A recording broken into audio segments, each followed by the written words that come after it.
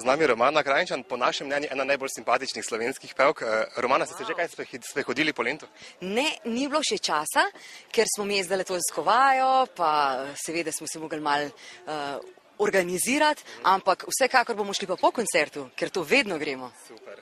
Zdaj, moj prvi spomin na vas sicer ni iz vašega obdobja otroških skladbic, ampak spomnim se vas, da ste stali na tisti lestvi in prepevali, kako že gre tista znana?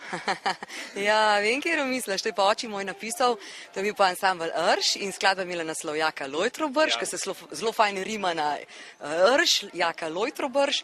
Ja, to je bil obdobje, ko sem jaz prepevala v ansamblu mojega očeta in smo zelo veliko potovali po tujini, veliko posneli tudi plošč avtorskih njegovih pesmi in sem rada sodelovala, zato ker so bile to očetove pesmi in očetov ansambl, ampak vsake zgodbe je pol enkrat konc, tako da sem potem začela ustvarjati za otroke, no, in zdaj nocoj pa en lep večer.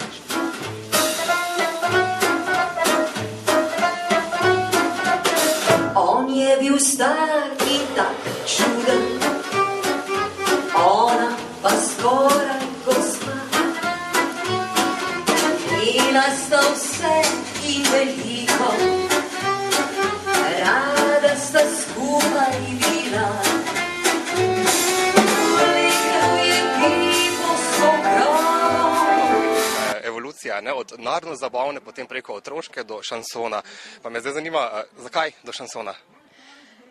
Veš kaj, to se ne da povedati. Tudi če bi ti zdaj mene vprašal, ne, to se ne da povedati. To začutiš, ker če si po srcu, po duši, po telesu glasbenik, skratka, mene je bila glasba položena v zibelko, nenehno sem v stiku z njo, glasba je moje življenje in začutiš, kaj ustvarjati, kako naprej, dobiš ideje za nove projekte in vsekakor sem začutila, da so šansoni zdaj, to se ti kar pripelje na pot, ne, recimo to povabilo, ki sem ga dobila na festival šansonov, je bilo pravzaprav tisti povod za to, da sem jaz začutila, to je pa spet ena nova stvar, neke nove dimenzije so se mi odprle, takrat na tistem festivalu šansonov sem dobila tudi nagrado in potem sem posnela prvo ploščo, pa potem te koncerti, ki smo jih imeli pa skupaj, sicer na mojo pobudo z Juretom Ivanušičem, Laro Jankovič, Darjo Švajgar, smo imeli take lepe koncerte, ki so imeli naslov Večer šansonov in zim zelenih melodij.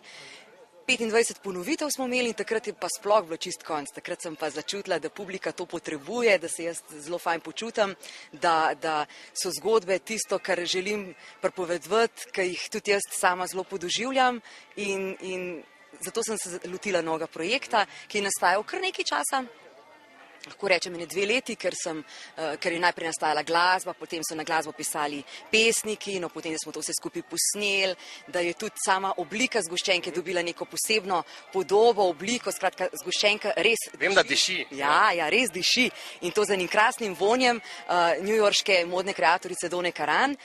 Moj sin, veš, ki tudi igra na tem projektu violončelo in bobne, je študiral v New Yorku in takrat sem jaz vzljubila ta von Done Karan, ker tam mimo nje sploh ne moreš, ker to je newyorška dama in takrat se mi nekako zazdelo, da bi pa mogoče moj CD dišal in to prav po tem vonju. Ona po majhnega psa, za njima nazadnji so skorsla,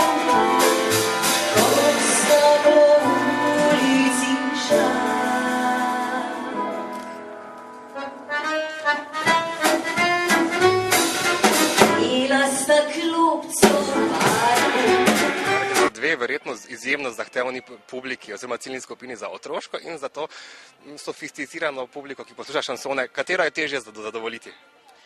Saj jaz o tem sploh ne razmišljam. Jaz skratka, ko imam projekt, ko imam pesmi, ki jih čutim, ki jih želim pač ponesti do src ali najmlajših ali pa starejših poslušalcev, ko jaz to čutim, potem se na odru fajn tudi počutim in sploh ne razmišljam, zdaj je težko, ali lahko, skratka, padem noter in to je to.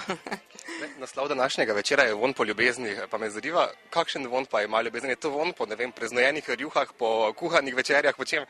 A vidiš, tako si ti to predstavljaš, vsak si predstavlja to na svoj način.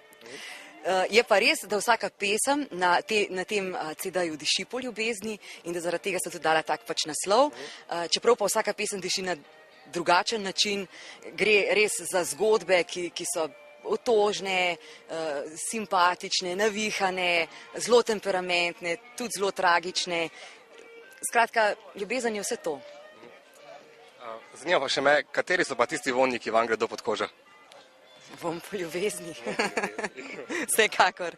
Se strinjamo, hvala lepa. Hvala. Jaz bi tako rekla za konec, če te skozi življenje vodi ljubezen, jaz verjamem, da se vse potem izteče tako, kot mora biti in jaz probam živeti ljubezen, no. Tudi v resničnem življenju. Lepa zaključna misel. Hvala še enkrat. Enako. Poti pa je ona zasvala.